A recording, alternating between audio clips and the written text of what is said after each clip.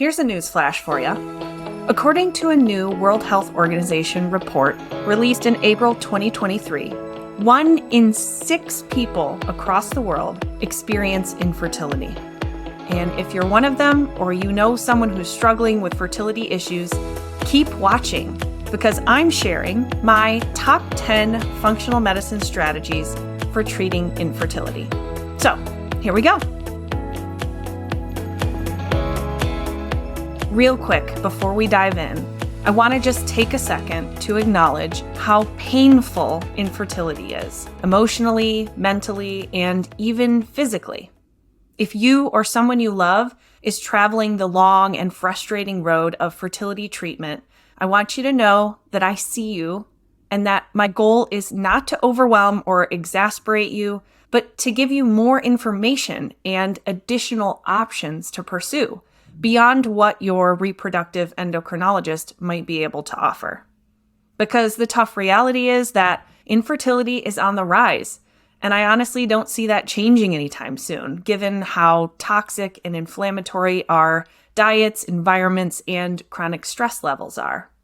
Also, most cases of infertility are considered unexplained and have very limited and very expensive treatment options from a conventional standpoint. But when we dig into the root of infertility, we uncover hundreds of potential causes that, when added up and addressed, can and do result in viable and healthy pregnancies. You have more options than you might think. Speaking of, we've got 10 strategies to cover, so let's get to it. Number 1, assess sperm health. You'd be surprised to know how often this step gets missed or fumbled, especially if the female partner has a history of hormonal or menstrual symptoms. Despite the fact that in the last 50 years, human sperm counts have dropped by 62.3%, it's unfortunately still the norm to assume that the burden of infertility lies with the female, when it's often not the case. And even when sperm quality or quantity is tested, the criteria for scoring may overestimate the viability of sperm. I recommend the Kruger criteria for sperm morphology when determining how much of an impact sperm health is having on fertility. Thankfully, there are many nutritional and lifestyle options for increasing sperm quality and quantity, but the first step is knowing it's a factor. Number 2, look for estrogen dominance. When estrogen levels are higher than progesterone levels, even if both are within the normal range, fertility can be negatively impacted. This can be caused by a number of different problems with estrogen detoxification, blood sugar imbalance, overall inflammation, too much testosterone, and even imbalance in the gut microbiome. Signs that you might have estrogen dominance include heavy bleeding with your cycles, cramping, fibroids, tender breasts, and weight gain. The best way I've found to assess all of these potential causes of estrogen dominance is by utilizing the Dutch Complete Test.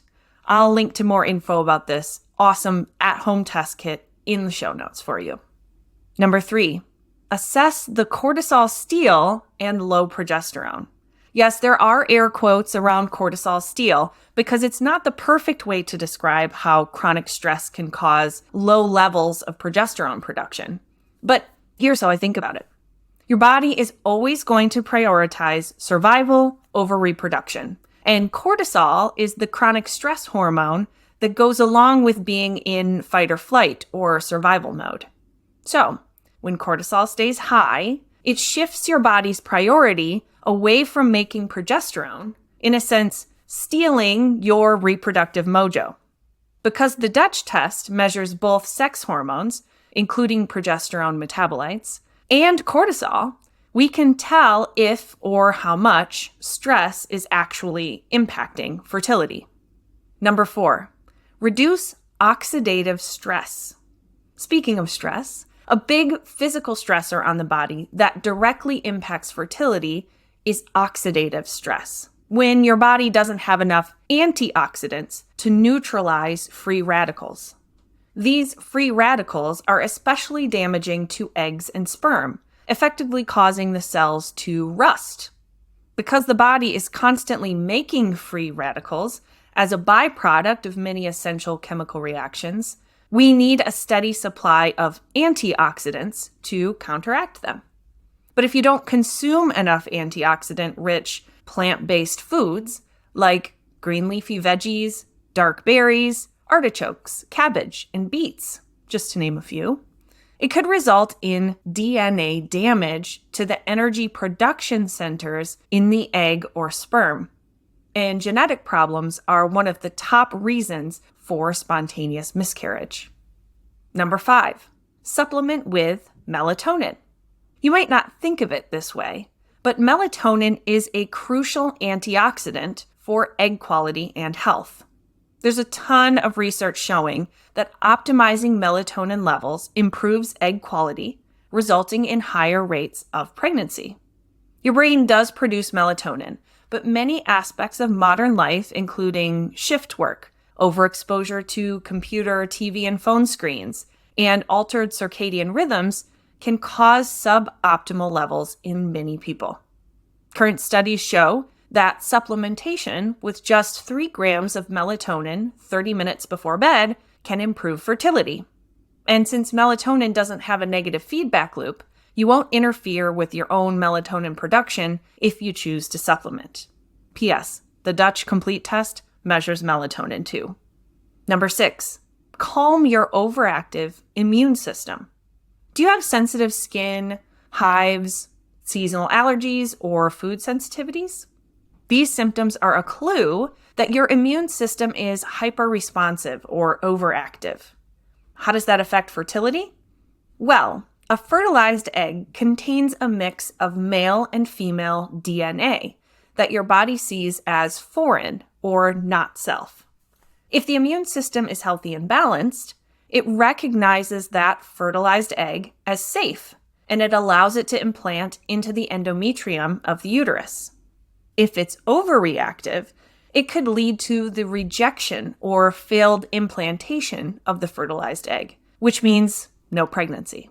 Calming this immune hyperreactivity via plant-based histamine stabilizers like stinging nettle, or healing and sealing gut hyperpermeability, also known as leaky gut, can result in higher likelihood of healthy egg implantation.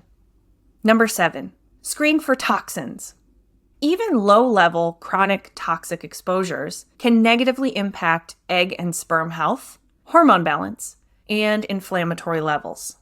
Things like heavy metals, polychlorinated biphenyl, or PCBs, or bisphenol A, or BPA, found in plastics, can be endocrine disruptors, messing up the balance of your hormones. And these chemicals build up in the tissue, causing more and more disruption over time. On top of that, many people have genetic inefficiencies that makes it harder for their body to remove these toxins. About 80% of Europeans and North Americans have a genetic defect that significantly slows down detoxification, specifically reducing a crucial biological process called methylation. And guess what? The Dutch Complete Test reveals how efficiently or not you're methylating estrogens, which is a big deal for fertility. Again, there's more info on the Dutch test in the show notes. Number 8, support cell energy with CoQ10. When I was in school, I was taught that the highest concentration of mitochondria, known as the powerhouse of the cell, in the body was found in the heart muscle. This makes sense given how much energy our hearts need to keep pumping away every hour of every day. But it turns out that an even higher concentration of mitochondria is found in the testes and ovaries, because developing healthy sperm and eggs takes a ton of cellular energy. Not to mention that early development of the embryo is a hugely energy-intensive process, which is one of the reasons that women feel extra fatigued during their first trimester. The trouble is that lots of things, including many common medications, can deplete the capacity of the mitochondria, creating an energy deficit, which is a problem for fertility. One way to recharge the mitochondria is through CoQ10, an important compound in the energy production process. If you're struggling with infertility and fatigue, neurologic problems, chronic pain, or you take a medication every day, it's time to test your CoQ10. If it's not in optimal range, supplementation can help support those energy-intensive processes that are so crucial for fertility. Number 9, balance the gut microbiome. Did you know that the uterus has a microbiome too? Well, it does. And the health and balance of your gut microbiome is very much linked to the microbiomes of your reproductive tract. Recent research found that high levels of certain strains of bacteria can negatively impact transfer rates in vitro fertilization, or IVF. Not to mention that an unhealthy gut microbiome can cause chronic inflammation, add to the oxidative stress we already talked about, and even contribute to estrogen dominance by producing a compound called beta-glucuronidase. More on that in my video about how the gut microbiome can make you fat.